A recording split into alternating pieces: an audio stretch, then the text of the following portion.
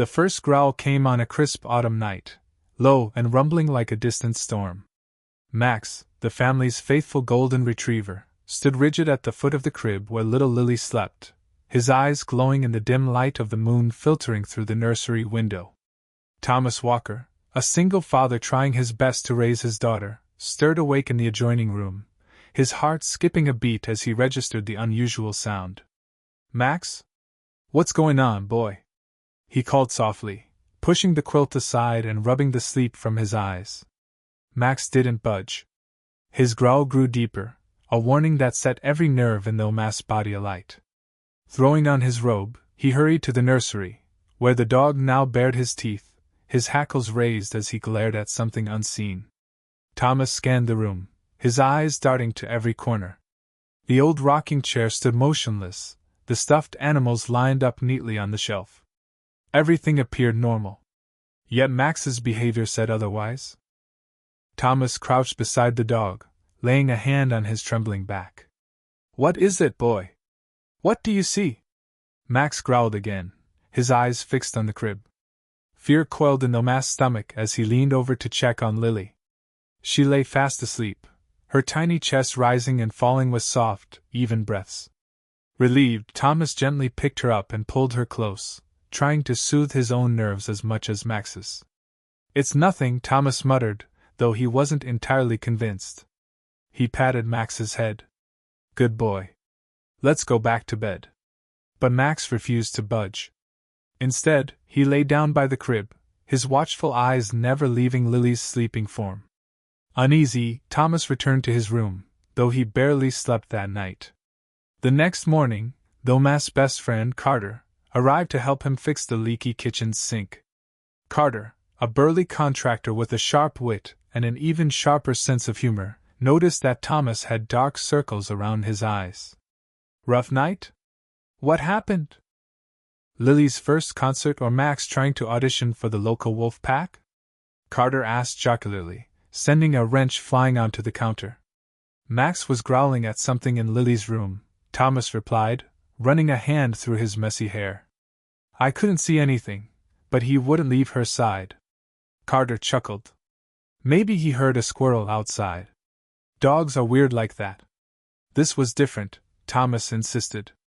He was protective. Almost like he thought she was in danger. "Danger? From what?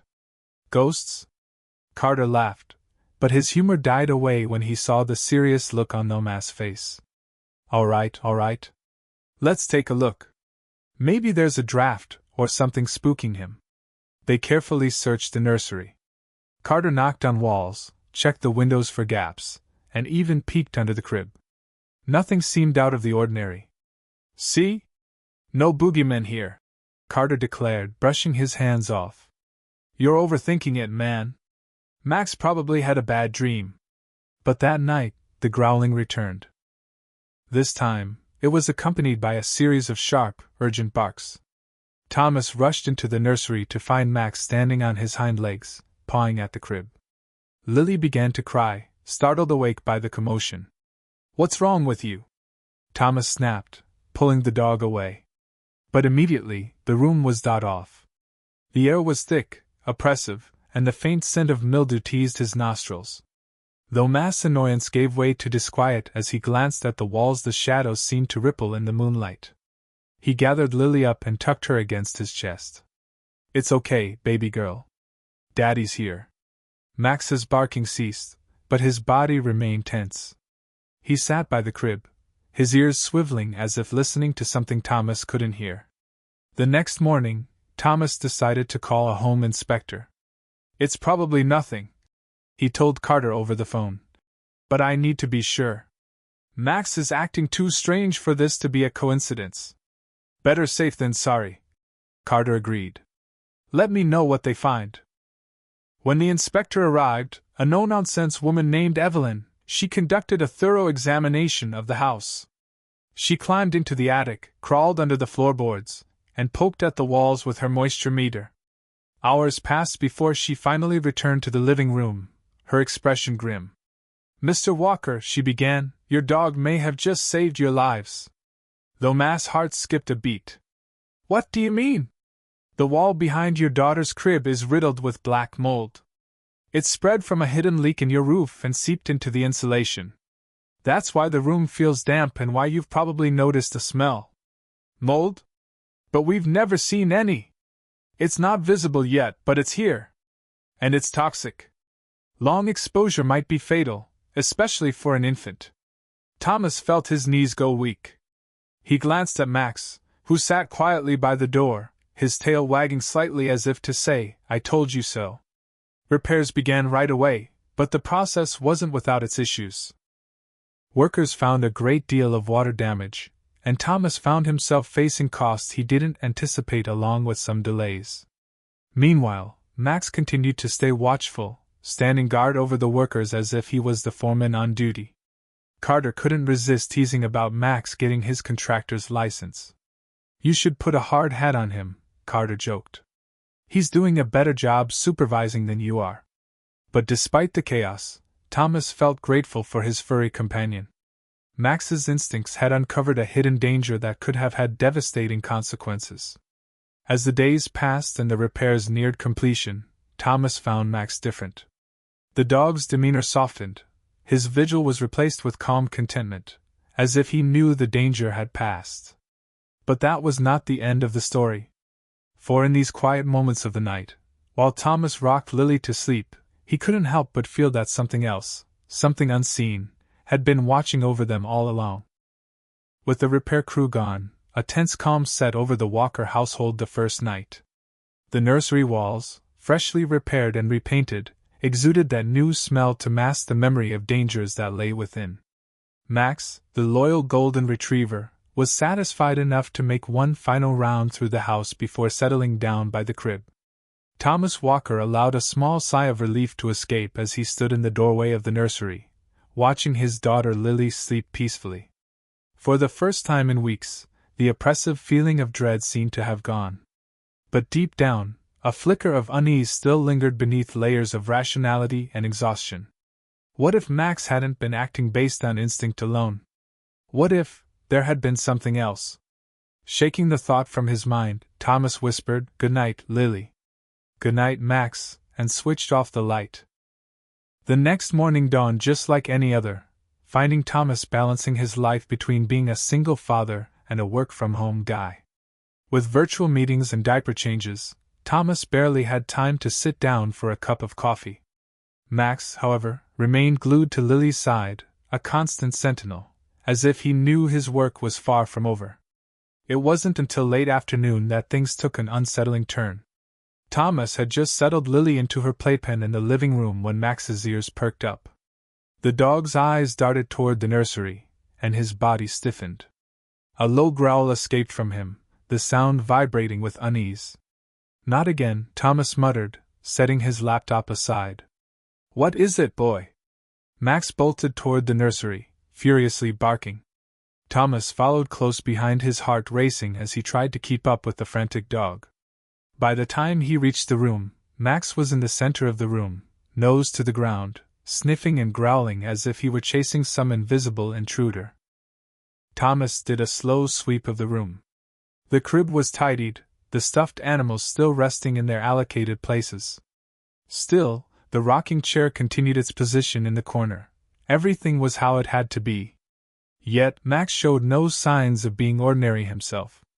"Off it, Max," Thomas warned bluntly. "There's nothing here." But Max refused to back down. He barked sharply at the corner by the rocking chair, his tail rigid and his fur bristling. Thomas hesitated, the uneasy flicker in his chest returning full force. He stepped closer to the corner, his breath catching as a draft of cold air brushed against his skin. There shouldn't have been a draft. The windows were sealed, the repairs had been thorough, and the heating system ran steadily. Yet there it was, a chill that made the hair on his arms stand on end. Thomas snatched the baby monitor off the dresser and turned the volume up. A faint buzz of static sounded through the device, and then, just barely, he thought he heard it, a whisper. It was so soft that he very nearly dismissed it as interference, but Max's renewed barking made him freeze. "Lily!"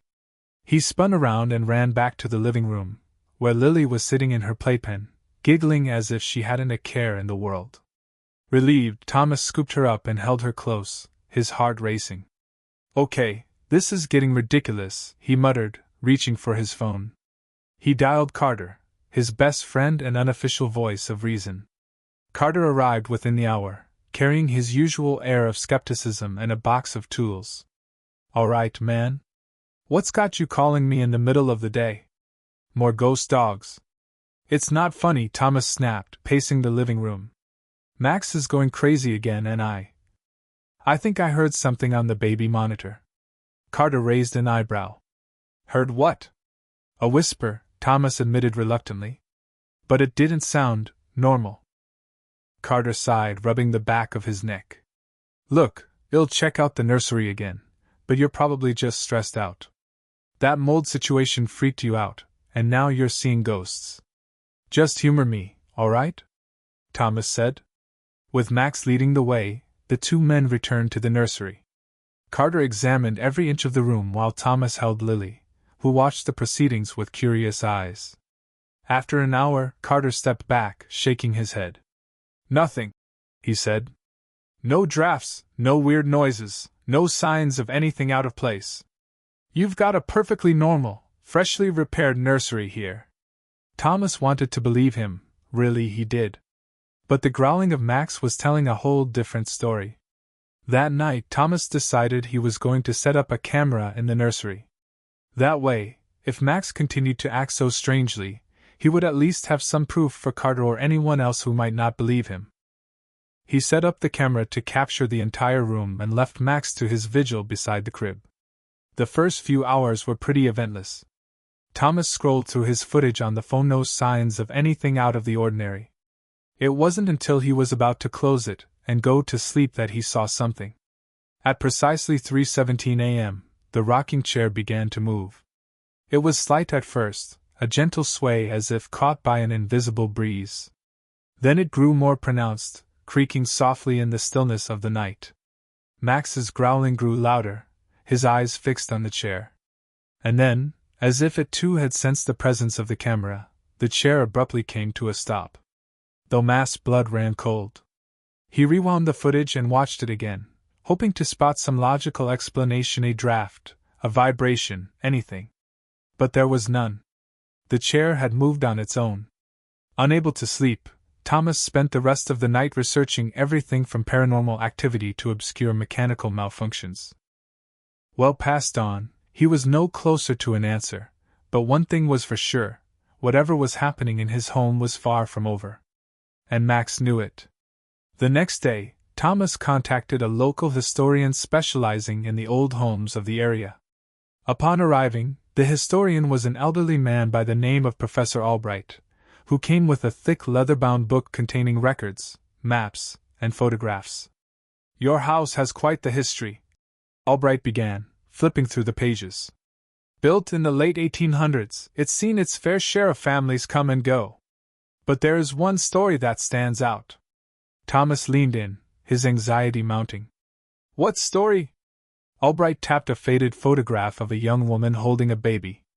"The original owners, the Lanes, lost their infant son under mysterious circumstances. The accounts are vague, but some say the child's cradle would rock on its own and the family dog would bark incessantly, just like yours." Thomas felt a chill run down his spine. "What happened to them?" "They moved away shortly after the incident," Albright replied. "But some believe their tragedy left a mark on the house." Thomas looked sideways at Max, who sat silently beside him. For the first time, he wondered if the dog's instincts were more than just animal intuition. Maybe Max wasn't protecting Lily from a physical threat. Maybe he was standing guard against something far more sinister. The air in the Walker household grew heavier with each passing day. Despite the repairs and reassurances of contractors, Thomas couldn't shake the feeling that something unseen was unfolding behind his home's walls. Max, his ever-watchful golden retriever, remained steadfast in his vigil, growling at shadows and barking at the slightest creak. But the final straw came one fateful evening when the lights began to flicker. Thomas had just finished putting Lily to bed when the overhead light dimmed, then brightened, before plunging the room into darkness. Lily stirred but didn't wake, her soft breathing steady against the eerie silence. Though Ma's breath caught as a faint scratching noise came from the corner where the rocking chair sat. Max's growl was low and guttural, a sound Thomas had never heard before. He fumbled for his phone, turning on its flashlight to illuminate the room. The rocking chair was still, but the sense of foreboding was palpable. "All right, Max," Thomas whispered, his voice shaking. "We're not doing this tonight." He reached down and scooped Lily up into his arms, leaving the nursery as Max trailed close behind. Thomas decided that they would all sleep in the living room that night, but as he settled onto the couch, he knew he couldn't keep avoiding the issue. Something was wrong with the house, and he needed answers. The next morning, Thomas called Professor Albright again, pleading with the historian to further research the history of the house. That afternoon, Albright returned with boxes of documents, and a determinedly grim look on his face. "Mr. Walker," Albright began, spreading out old maps and handwritten notes on the coffee table, "there is something you need to see." One of the maps showed the layout of the property from decades earlier. Where the nursery now stood, there had once been a small room labeled nursery, the same as now. But below it, in faded ink, was another label, cellar entrance. "A cellar?" Thomas asked, frowning. "I don't have a cellar." "Not anymore," Albright said. "It was sealed off long ago, likely after the incident with the Lane family. According to the records, their infant son was found unresponsive in this very room. The official cause was listed as unknown circumstances. But the rumors, they speak of something darker." Though Ma's throat tightened. "What kind of rumors?" Albright hesitated, his fingers tracing the edge of an old photograph of the Lane family. The Lanes claimed to hear whispers coming from beneath the floorboards. They spoke of cold drafts and the sound of a rocking chair moving on its own. The local lore suggests that something lingered in the cellar. Something malevolent.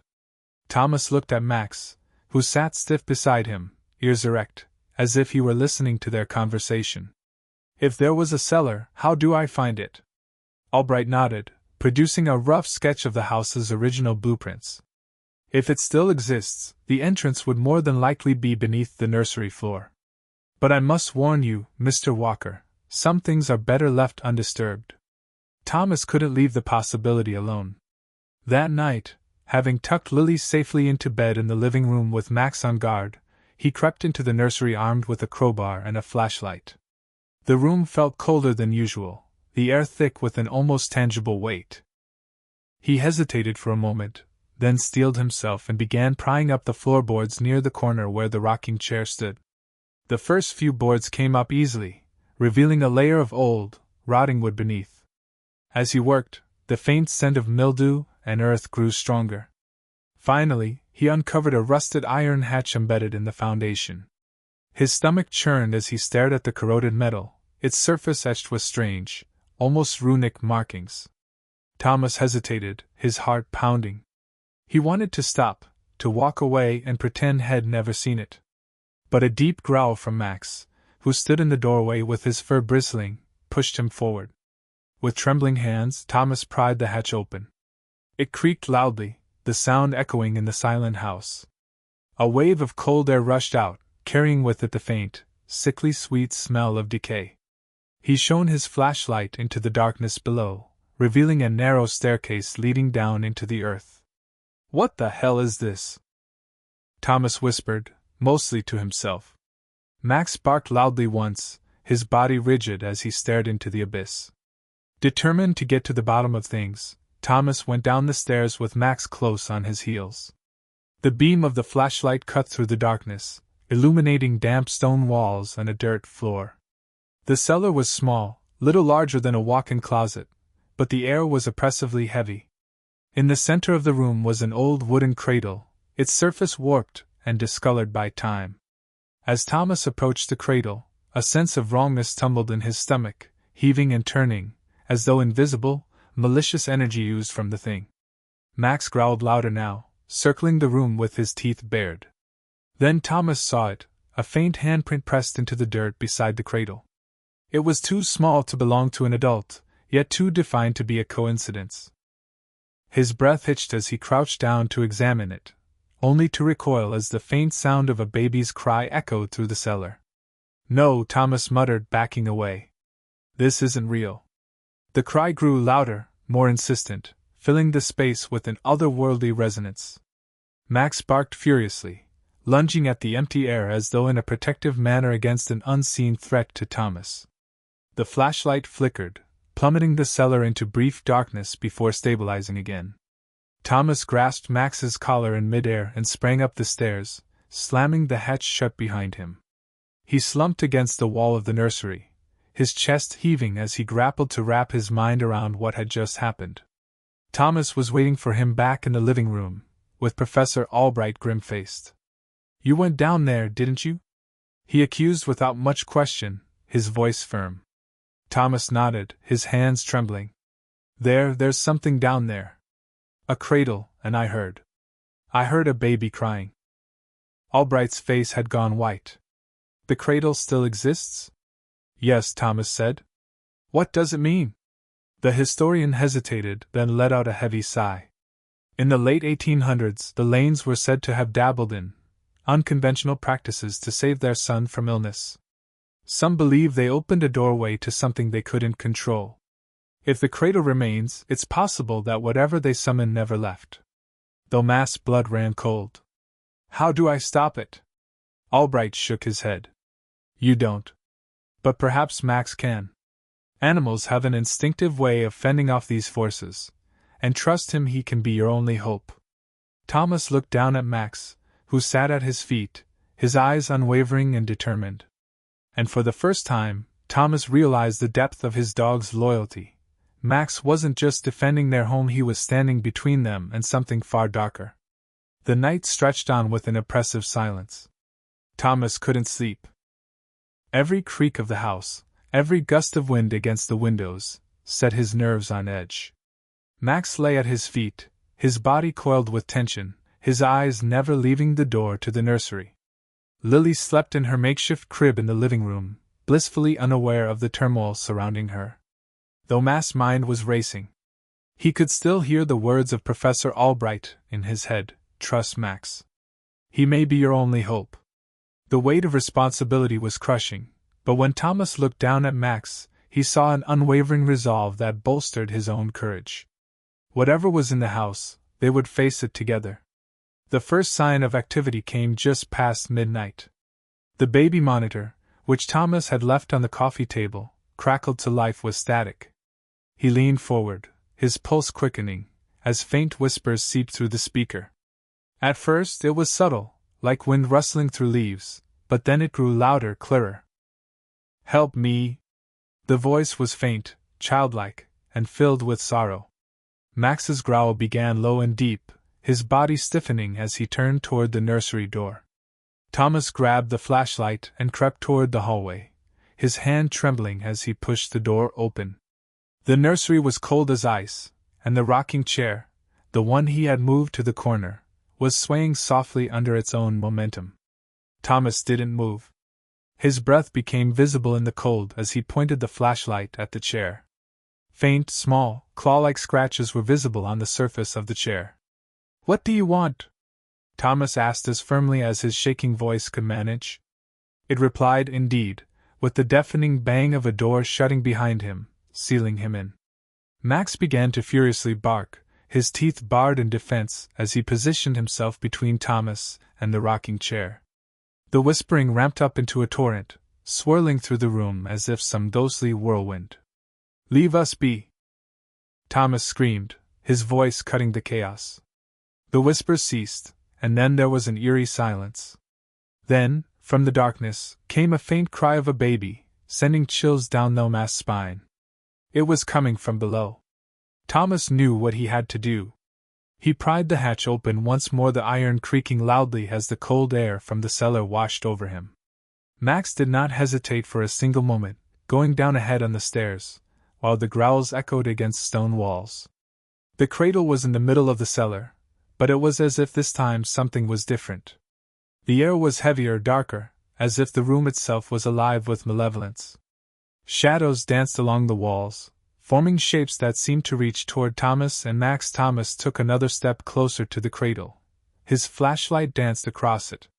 He saw a bundle in it, wrapped in a decayed cloth. A churning in his stomach, he reached out to touch it, his fingers trembling. He pulled the cloth back, and all was dark, a void that seemed to pull at his soul. The shadows on the walls coalesced, taking the shape of a woman. Her face was occluded, yet her presence was overwhelming. The air grew colder, and Thomas strained to breathe as she spoke, her voice layered with anger and sorrow. "You should not have come here," she intoned, her voice reverberating through the room. Thomas clutched the flashlight tightly. "Who are you? What do you want?" "They took him from me," she responded, her voice then filled with despair. "I only wanted to protect him." "Who?" Thomas asked, though he knew full well. "Your son?" Her form flickered and the sorrow gave way to rage. "They left me to rot here. They sealed the door and forgot me, but I will not be forgotten." The shadows charged at Thomas, but Max sprang forward, barking furiously as if ordering the darkness to back off. The woman flinched, her figure trembling as Max's bravery filled the room. Thomas knew he had to move fast. He remembered the professor's warning about the cradle being a focal point of the malevolence. He snatched up the bundle and carried it up the stairs, Max at his side.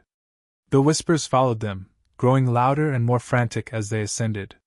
"You cannot take him!" the woman screamed, her voice a thunderclap of fury. Thomas ignored her, his focus unwavering. He ran to the backyard and threw the bundle into the fire pit, lighting it with shaking hands. The cloth ignited instantly, and a piercing scream filled the air, shattering the night's silence. Max barked, running circles around the fire as the shadows from the cellar writhed and dissipated in the flames. Thomas watched as the dark energy lifted, leaving the air clear and still for the first time in weeks. The next morning, Thomas met with Professor Albright one last time. The historian listened intently as Thomas recounted the events of the night, his expression a mix of awe and concern. "You did the right thing," Albright said. "By destroying the cradle, you severed the connection to whatever force was bound to it. Your home should be safe now." Thomas nodded, though the weight of the experience lingered. He looked down at Max, who wagged his tail and licked Thomas' hand. "I couldn't have done it without him." Albright smiled. "Dogs have always been guardians, more sensitive to the hidden than are humans. Max, in every sense of the word, was your guardian." Gradually, life returned to normal. The nursery was once more warm and inviting, sunlight and laughter replacing the chill and terror. Max kept a watchful eye on Lily, yet his tense vigilance had softened into confidence. Thomas felt peace finally, that his family was safe once more. As he rocked Lily to sleep one quiet evening, he glanced at Max, who lay contentedly at his feet. "Thank you, boy," Thomas whispered. "For everything." Max thumped his tail against the floor, his eyes closing as he drifted into a well-deserved rest. The shadows were gone, and the walkers could finally move forward, stronger and closer than ever before.